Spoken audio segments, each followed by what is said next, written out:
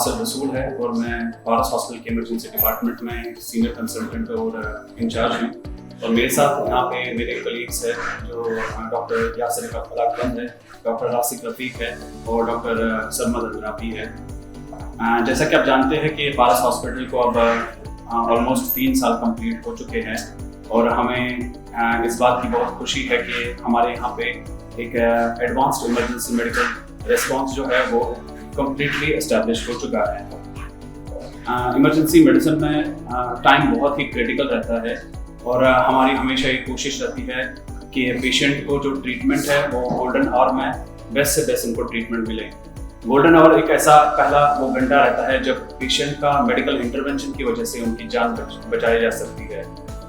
तो इसलिए हमारा हमेशा ये गोल रहता है कि पेशेंट को एफिशिएंट ट्रीटमेंट मिले, उनको इमरजेंट ट्रीटमेंट मिले और जो पेशेंट्स को लाइफ सेविंग ट्रीटमेंट की ज़रूरत है वो उनको as early as possible emergency department में वो इनिशिएट हो। मैं आप लोगों को एक थोड़ा सा ब्रीफ देना चाहता हूँ हमारी इमरजेंसी डिपार्टमेंट के बारे में। हमारी इमरजेंसी डिपार्टमेंट जो है वो 24/7 रन करती है। हमारे यहाँ पे रिससिटेशन एरिया है जहाँ पे हम लोग क्रिटिकल पेशेंट्स को मैनेज करते हैं और उनका इंटरवेंशन वगैरह जो भी रहता है वो वहाँ पे करते हैं। हमारे पास ऑब्जर्वेशन एरिया है जहाँ पे हम लोग बाकी सब पेशेंट्स को वहाँ पे ट्रीट करते हैं। इसके अलावा हमारे पास वहाँ पे प्रोसीजर रूम है और माइनर ओटी है जहाँ पे हम लोग डे टू डे जो प्रोसीजर्स है वो वहाँ पे हम लोग करते हैं। तो पहला हमारा जो इमरजेंसी का डिपार्टमेंट का ये है डिज़ास्टर एरिया है जहाँ पे अगर खुदा ना खास्ता कोई डिज़ास्टर वगैरह हो जाता है तो यहाँ पे हमारे पास पूरे सब इक्विपमेंट्स अवेलेबल है जो कि हमें डिज़ास्टर को मैनेज करने में हेल्प करता है। तो यहाँ पे सब जगह ट्रॉलीज़ लगती है उस टाइम पे और हमारे पास बाहर भी ट्रॉलीज़ लगती है। अगर खुदा ना खास्ता कोई बस का एक्सीडेंट या फिर कहीं बॉम्ब थ्रेट वगैरह कुछ भी होता है तो यहाँ ये एरिया पूरा फुल हो जाता है और यहाँ पे हम लोग इसमें स्ट्रेचर लगा के पेशेंट्स को मैनेज करते हैं अगर अंदर हमारा फुल हो गया रहेगा। This is our observation area जहाँ पे हम लोग मोस्ट ऑफ द पेशेंट जो हमारे रहते हैं उनको हम लोग यहाँ पे मैनेज करते हैं।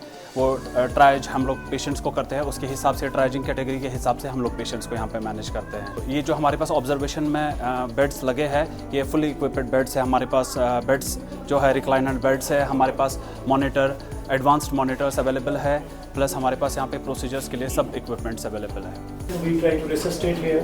We have our cardiac monitors, defibrillators, and we have all the emergency medications there. So initial resuscitation is done here. Any sick patient, any cardiac arrest patients, we resuscitate here. Then, depending on the condition of the patient, we shift the patient to the desired category and be it a cath lab or any scanning that has to be done. So we have bedside ultrasound and echocardiography machine as well, and we do have bedside X-ray as well. And we have infusion pumps. Everything is there. Like it's as at par with any emergency in any metropolitan city. We have all the facilities available here. And we have had many patients. We have resuscitated recently here. This is our latest minor OT है हमारा जहाँ पे हम लोग जो भी day to day procedures हमारे emergency के रहते हैं वो हम लोग यहाँ पे परफॉर्म करते हैं। So you can see this is the latest. यहाँ पे हमारे पास वेंटिलेटर्स अवेलेबल है, बाकी सब इक्विपमेंट्स यहाँ पे अवेलेबल है।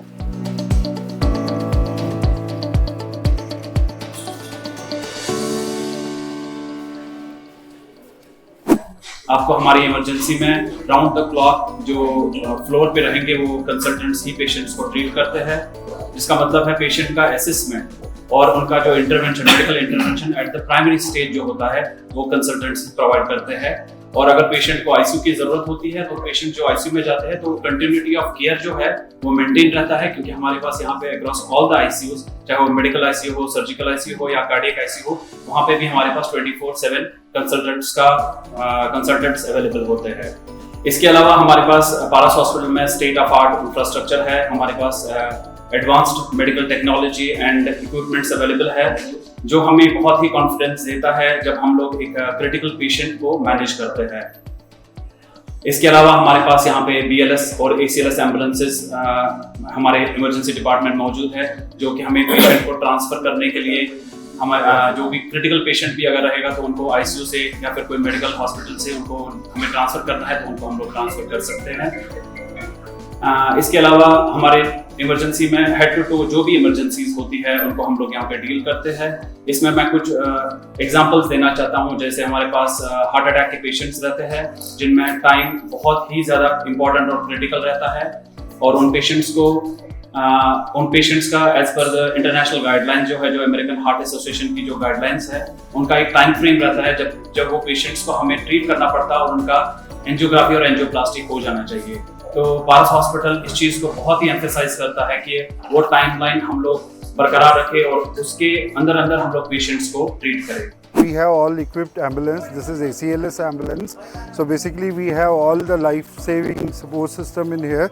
Plus we have a portable ventilator with all any polytrauma case. We know how to. We have the board to transfer the patient. And other ambulance is also equipped with the same material, same equipments. So we can cater down any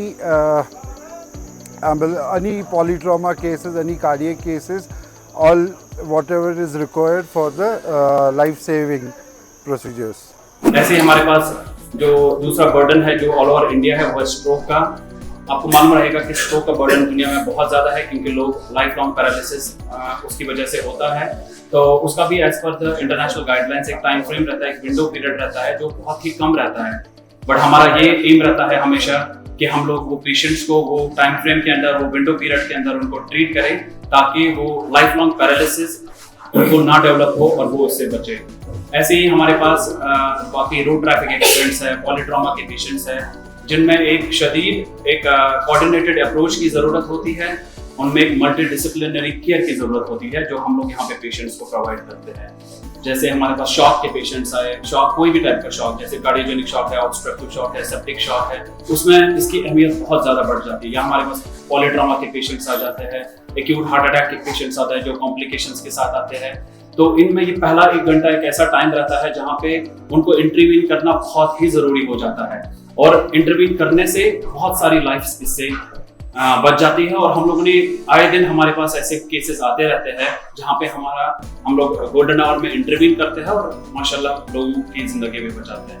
medical field में हमें emergency में सबसे पहले ये सिखाया जाता है कि अगर कोई क्रिटिकल पेशेंट आपके पास आता है तो उसमें हम लोग ना ही रजिस्ट्रेशन, ना ही फाइनेंसेस, ना ही बाकी सब चीज़ें हम लोग देखते हैं। उसमें हमारा सबसे बड़ा एम ये रहता है कि हमें सबसे पहले पेशेंट की जान बचानी है। तो उस टाइम पे पेशेंट का जो भी इंटरवेंशन रिक्वायर्ड रहता है वो उनको हम लोग बिल्कुल प्रोवाइड करते हैं। तो बाद में ये सब जो चीज़ें हैं, जो रजिस्ट्रेशन, बाकी जो फॉर्मेलिटीज़ है, ये हम हमेशा बाद में ही देखते हैं। सबसे पहले तो गोल्डन आवर में यही चीज़ें होती है कि हम लोग उनको जो बेस्ट ट्रीटमेंट उनको चाहिए रहता है वो उनको प्रोवाइड करते हैं। When it comes to save the patient's life, there's nothing like government, there's nothing like private, there's nothing like corporate. So जब पेशेंट की जान बचाने की बारी आती है तो we are at the forefront and we have to do the needful.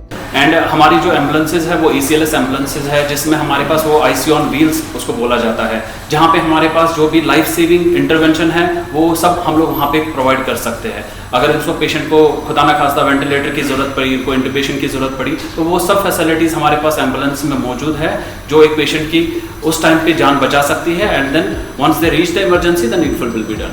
Thank you.